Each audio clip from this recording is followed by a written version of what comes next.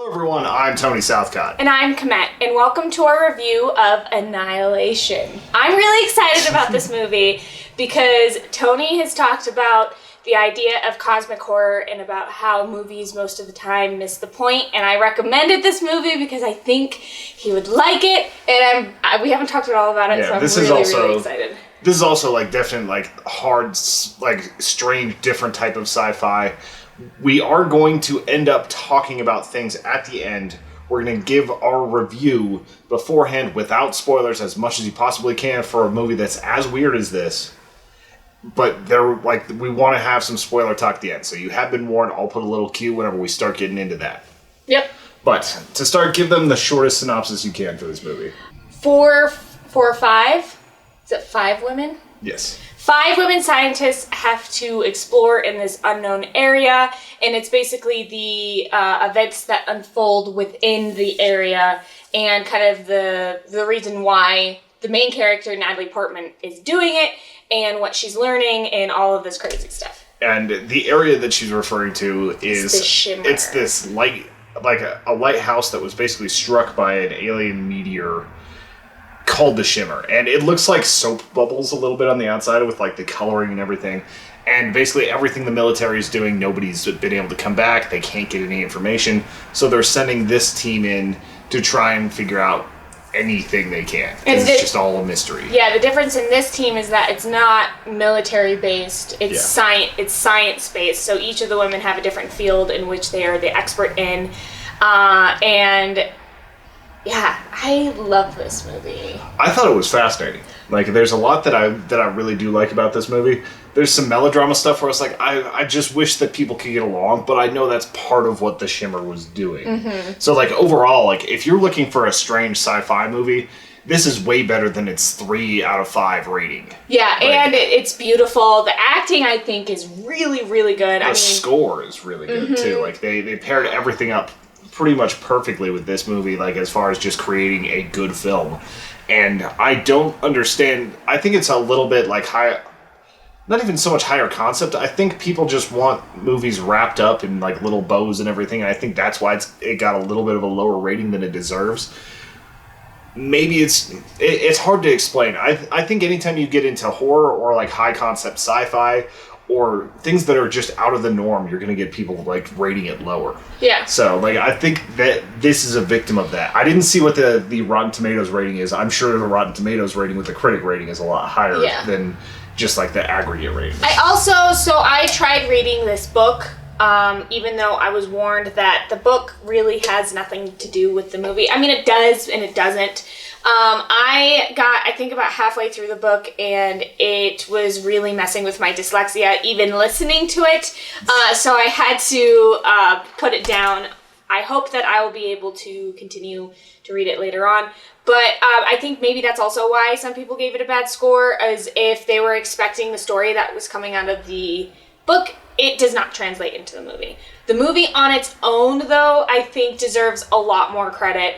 It's free on Amazon Prime right now, and I've watched this movie probably half a dozen times now. It's one of those that I really just like coming back to. I'm fascinated by the idea. I notice something different every single time that I've watched it, and it pulls me in. And when I watched it yesterday as a refresher, I got to watch it with 2 people who'd never seen it before, and that was really exciting because all the cringy and scary and hard to watch spots, I got to see their reactions on it. And with me going into this for the first time, I was even able to pick out some of the motifs and some of the themes, some of the ideas of self-destruction and a lot of other things that this movie's trying to say. I have not read the book yet. I think that I'm probably going to, but books like this that tend to deal in strange alien horrors that have different motivations than can be seen through a human lens tend to it's such a strange concept to grapple with that the books end up being kind of a mess. Well, and not in a bad way. It's just it's so hard to translate. And it's not like there's characters in the book. It's really strange. It's the idea of people, not there's not a Shepherd, there's not a Lena, there's not, no, those people don't exist in the book. Yeah. They do have like some main people, but it doesn't feel the same way as like a narrative that you're following somebody going through these events. It's very strange. So for the book, it's more like you look at like a book like World War Z, where it's tons of different groups and you're seeing the historical perspective. Kind of. And then you've got the World War Z movie where it's focused in on one of those little groups. Yes. So it seems like to tell this story, they had to take the giant, more fragmented version and just focus in on these people. I can agree with a choice like that because it makes it more personal and you can actually relate to it. Mm-hmm. Like, if they weren't able to do this, it might end up a little bit weird. Some of the other authors out there that are very good at like high concept stuff, like Cormac McCarthy, doesn't make as many characters. Like, a lot of times they have no names. It's like father, son, like things like that. And it sounds like that's kind of what happens here. One of the key things about this is that this is true cosmic horror.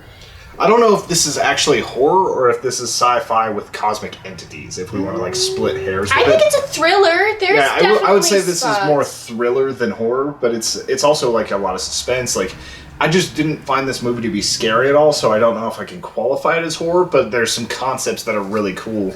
But it's like saying that... It's sandwiched between the genres. Like Alien wasn't, like, that's like saying that Alien isn't a horror. Yeah. You know, like, it's kind of the same feeling of being trapped, but also, like, kind of being hunted at one point, and not the inevitable. I think that's, like, the main feeling of horror within this is the inevitable. Yeah, and the psychological horror aspects of, like, slowly turning on people, like the unwinding of your own mind, the, like, growing of things, like the altering of substantially who a person is. That is definitely, like, a horror theme where you start to lose the self, either through sanity or through physical or through both. I also think that, like, the imagery of the man in the pool is straight up horror. Yeah. The bear is, like, straight up horror. There are definitely some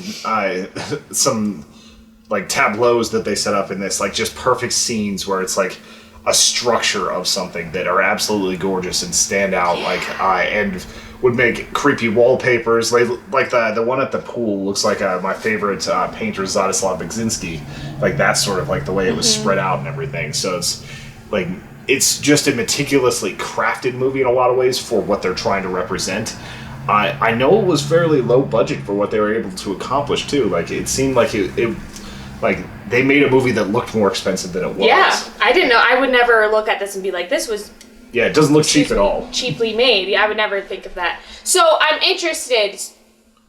So the reason that I recommended this movie is because I wanted Tony to finally find his cosmic horror. You haven't found it then. I think that this is pretty close. Yeah? Like, and I want to, like, we're going to start talking about some spoilerific things here at the ending and some stuff that happens in the middle of the book. So if you don't want spoilers, please click out of the video now. If you're still around, we want to hear what you guys think and about themes and everything else, and just go into the comments and drop it there. Yeah. But we are starting into spoiler territory now. And the thing about the creature at the end of this is that part of it's a mimic, but part of it is also like that quintessential fractal undescribable form. Yeah, like and they did a good job at this because of its constant like shifting and overlaying of itself. So like you get the idea that you're not looking at what it actually is because you can't really comprehend it. Like, she's staring into the light, sort of an It Dead Light situation, just a little bit less nefarious. And that's one of the things about this, is that the alien itself doesn't seem to be entirely nefarious. It just seems to be lost in its own way. And it's seeding its own territory and its own world on a new place. Like, the thing I liked most about it is that the influence of the Shimmer is growing because of those crystalline trees that are doing the refracting of the DNA. So as it roots itself in and is making its territory bigger, it's just becoming more part of this world, and that's why it starts taking on and wanting to be a humanoid form. And like, you don't understand the consciousness of what the being wants, if it just wants to live, if it has nefarious purposes, if it's just trying to adapt and survive. Like, there's so much that is interesting about the motives of the alien here. And I like that it's probably just a misunderstanding and it has nowhere else to go. Or it's just a being. It's like fungus, you know? It's just there to spread, and this is just where it's spreading. I don't think it has any sort of higher even intelligence. It's just a being, and that's what's scary about it, I feel like. It's the blank slate. Yeah. Like, as it's trying to, like, take on things. Like, and we'll talk about, like, the very, very ending in a minute, but there's a concept called panspermia, which is the idea that a meteor, like, hit Mars and actually sent living matter in cellular form from Mars to Earth, and, like, that's how it started. But there's also a lot of ideas that people have that, like, the Prometheus-style idea, where parts of galaxies are seeded so that they eventually evolve into, like, habitable worlds and create life that's engineered. And I think this is sort of touching on that with whatever this alien creature is. They might have just sent out these shards to wherever just to, like, populate these worlds so that they could eventually conquer or eventually habitate or anything like that. Like, if you could make it so that you bioengineer your own atmosphere and you eventually get the resources of another world by just sending out a little shard, that would take a lot of the time off of things, especially when you're talking about the deep recesses of space. Right.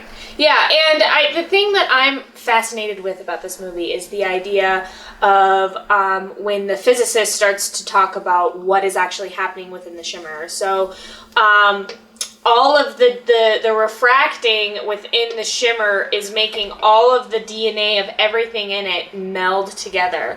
So like I think the doctor at the end said, is that they're chopping everything into its smallest pieces, so there is no one piece of anything anymore. It's all like togetherness. A weird idea of unity. Yes, it's fascinating and it is scary. That's a scary thought. Well, especially whenever you see, like, the humans being turned into plants, you see, like, the like, even just the singular plants turning into multiple flowers.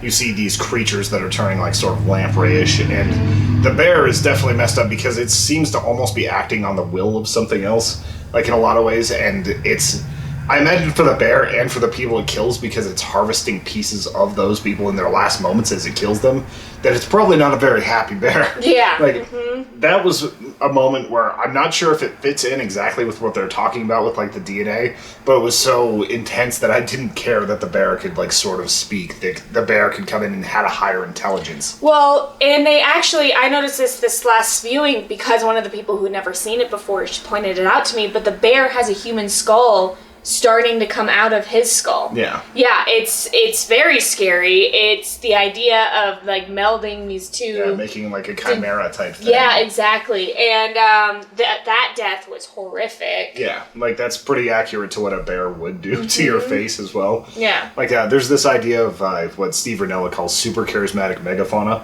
which is the idea that bears and like, everything else are these cute little animals that, like, are, like, you're gonna cuddle them and you're gonna do that, and it's like, no, they're gonna eat you. Usually, I see, yeah. Like, everybody experiences it. Yeah, it's like that 9-year-old that got run over by a bison a few weeks ago in Yellowstone. Like, don't feed the bears, don't don't take a selfie with an elk, like, don't do it. Yeah, the moose, Yeah, like, it's not gonna end well, because that bear in this one, I don't even think that's a full-size Kodiak, I think that's a good-sized brown bear. And, like, the damage that it does to this person is brutal. And if it's real life, it's probably going to be worse because bears will eat you asshole first. And he didn't even eat it. Yeah, just ripped off. Well, that's the thing. A lot of brown bears and grizzly bears do is they will kill you and they will sort of half bury you because they like it whenever it starts to rot more for some reason. I don't know why. That's really gross. And that bear straight up hunted them to the next area too. Like. And a bear can smell a human for like 24 miles or something like that. Right. It's very plausible, especially with them being on foot. Yeah. So the bear scene was very scary, but for me, I think the most impactful part of this movie is actually the flower, like seeing the flower people. With the black girl from Westworld, Thor Ragnarok. I can't remember her name right now. She's so good in everything she's in. So I thought that was just such a beautiful way to kind of describe what was going on. And for somebody, so each of these different people have such different personalities as to why they're there, what's going on. I mean, Shepard got killed because she was just in the wrong place at the wrong time. I forget the other woman's name, the one who went crazy. That was Anya. Okay. Or something along those lines. Yeah. She obviously couldn't handle the, like, the mutation and the transformation that was happening within the Shimmer. But the physicist, her story was so beautiful because she didn't really care about one way or another, and she just like let go and let the Shimmer kind of embrace her instead of dying a horrific death or leaving to go to the lighthouse like the Dr. Venessa or whatever. Ventress. Yeah, Ventress. The interesting thing about her is that she was the one that dealt the most in actual self-destruction. Mm-hmm. And a lot of this movie is sort of themed in that. She was the one that was cutting all the time and the plants were growing out of the cuts. Mm-hmm. And for her to be more accepting of her own demise, her own like unification with this world seemed like it was very fitting. Yeah. Like if this was done by a lesser actor or someone that didn't have that built in, I probably would have been like, that's dumb. Just why would you give up like that? Yeah. But for her to accept that sort of fate and roll in, and everyone in this is damaged in different ways and kind of like forced into it. And if you think about the Shimmer as what it is, like as far as like on Earth, it pretty much is a sort of cancer. It's like eating itself from the inside. Creating new cells, new something, yeah. And a lot of times, like the weirdest thing about cancer to me is that it's sort of rogue cells that think that they just have to keep reproducing, gotta keep reproducing. Mm-hmm. There's no nefariousness to it. There's no consciousness to it. It just thinks like, I have to survive by reproducing. Like it's programmed for that. Yeah. And they kind of go into that, it's in me, I don't know what it wants, I don't know if it wants. Mm-hmm. And so there's a lot of these allusions to the Shimmer being a sort of cancer type thing that we do end up seeing it sort of cut out, but I don't know if we see that entirely in the end. So, yeah, the ending, and this is funny, is that Albert and I got into a discussion one time about, like, the ending, and he's like, no, the ending is so obvious, like this and that, and I was like, how is the ending obvious in any way, shape, or form? No, he was just like, yeah, you know, the ending scene with Lena and Kane, you know, he's like, it's just so obvious. And I was like, what? No, I don't think there's any sort of resolution at all that comes with it. I'm just wondering what he thought was obvious. I know, that's the thing. But he also read the book.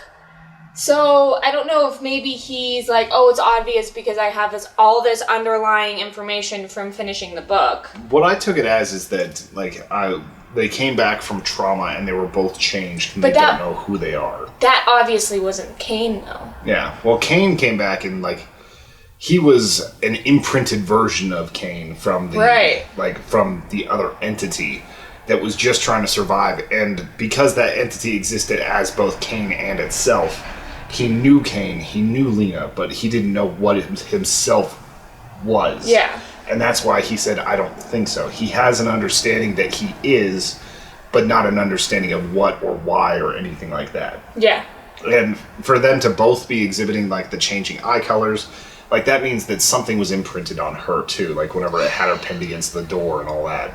So it's like, the thing survived, but did it survive in a way that's going to cause more of the Shimmer? Mm-hmm. Was that just a side result of the rock?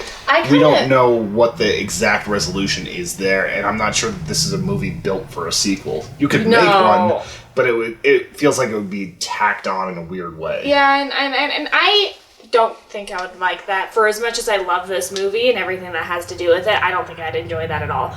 But I also kind of got this feeling of kind of an Adam and Eve type of thing with them at the end. And there's not really any sort of reason why I would feel that way, but it kind of has that essence to it. Well, if you want to look at it like from that sort of perspective, you could say that, like, a lot of biblical scholars and a lot of, especially Jewish scholars, think that the Garden of Eden was around while there were other people around it. Adam and Eve weren't really the first, but they were the first of the divine nature of God's children.